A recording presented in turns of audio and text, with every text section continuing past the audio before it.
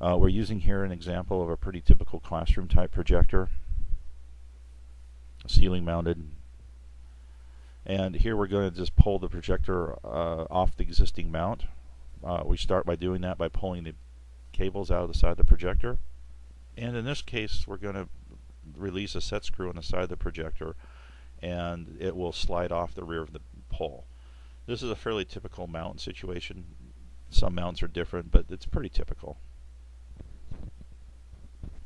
Okay, so here we're going to take the existing mount off the old projector. Again, we're using a universal mount here, so the mounting arms are adjustable, and it makes it pretty easy to hook it onto the new projector. So here we have the existing mount, and we're just putting it on the new projector. May have to adjust the arms to make it mount up to the mounting holes, but again, this process is pretty simple and straightforward. Now we just place the projector back up on the mount, tighten up that set screw on the side, and we are going to start by putting the cables in the back of the projector. It is important to note that we will need to have a USB cable at the projector. The USB cable is important to make the interactive system work, since there is communication between the projector and the computer. If you have that cable up there already, we're great. If you don't have a USB cable, you will have to run one.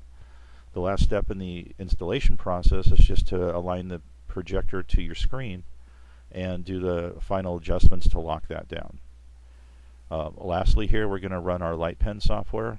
The software has 4-point calibration, so we're going to calibrate the 4 points.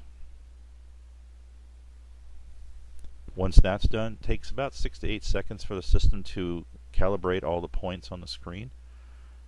And then once that's done, we're going to run our light pen software.